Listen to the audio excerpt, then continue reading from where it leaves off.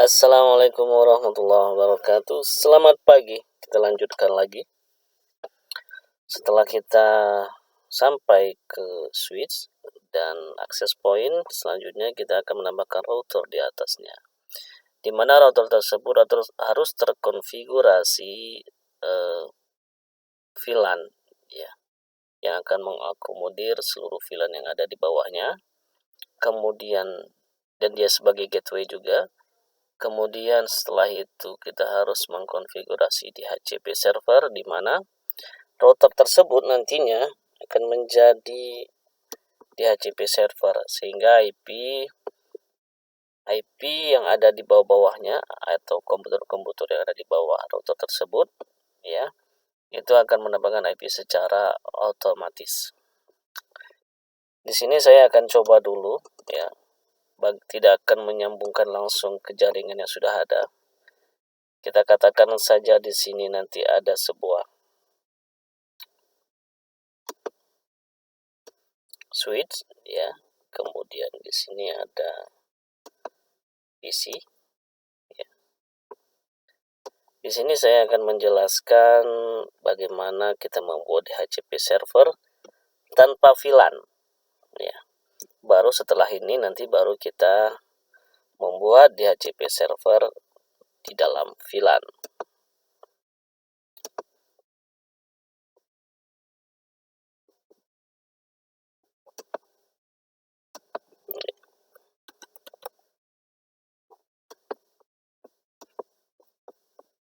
Ganti router.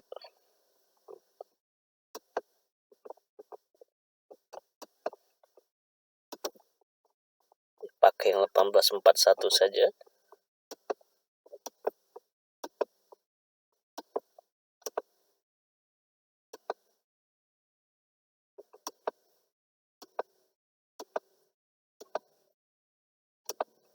Baik, langsung saja kita konfigurasi routernya. No. Oke, kita masuk ke level configuration, conft. Di sini kita harus masuk ke interface yang sudah terhubung. Di sini terhubung fast ethernet 0/0. Interface fa 0/0 pada router ya. Kemudian setelah itu kita masukin IP. Jadi di dalam interface ini fa 0/1 langsung kita tambahkan sebuah IP address, IP ADD atau IP address. Langsung kita tambahkan berapa IP-nya, 192.168 misalnya 10.1 255.255.255.0. Nah, jadi untuk menambahkan IP itu cukup dengan IP ADD, kemudian dimasukkan IP yang kita inginkan dan subnet masknya ya. Subnet masknya 255.255.0 gitu ya. Oke, enter. Dan secara default atau dasar bahwa kita lihat warna merah di sini ini karena apa? Karena berbeda dengan switch di router ya. Di router semua portnya itu inisiasi awalnya adalah shutdown atau dia mati, dan untuk itu kita harus mengaktifkannya dengan cara no shutdown. No shut atau no shutdown boleh, bebas ya. Kali ini saya langsung saja no shut, sehingga di sini ada state-nya atau statusnya ini berubah menjadi up. Enter sekali lagi. Dan kita perhatikan di sini routernya juga sudah up.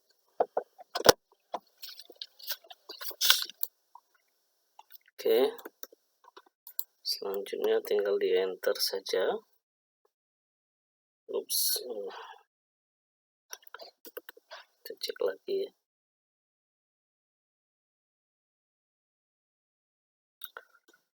Kita login lagi ke level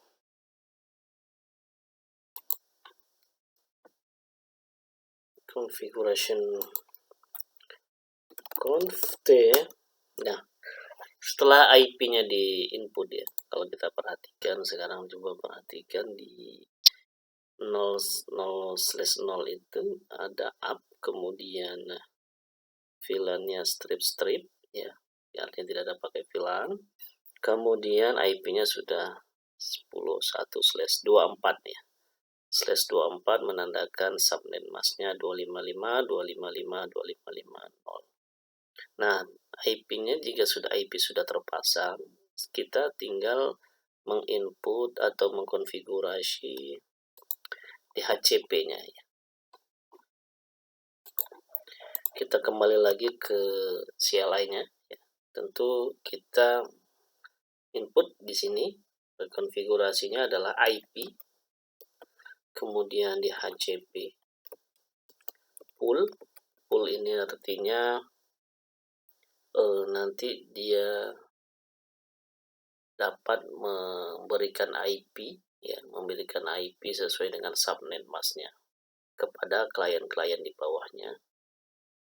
Misalnya IP DHCP pool kita kasih nama ini adalah marketing ya. Kemudian setelah itu kita network ya. Networknya adalah ya, net saja, kemudian di tab. Networknya adalah ya 19, ini bukan subnet mask ya. Network ini adalah IP yang merujuk kepada subnet mask ya. Jadi IP-nya ini adalah IP pertama ya. IP pertama ini biasanya dalam /24 IP pertamanya itu adalah 168 ya. 168.10.0. Nah, subnet masknya 255.255.255.0 ya, karena IP network ini adalah IP yang tidak bisa digunakan ya. Nanti setelah 0 baru 1 dan selanjutnya itu baru bisa digunakan. Begitu ya. Untuk referensi mungkin bisa membaca apa itu IP network, IP host, dan IP broadcast. Ada 3 jenis IP network, IP host, dan IP broadcast. Nah, itu bisa dibaca ya lebih lanjut. Kita enter.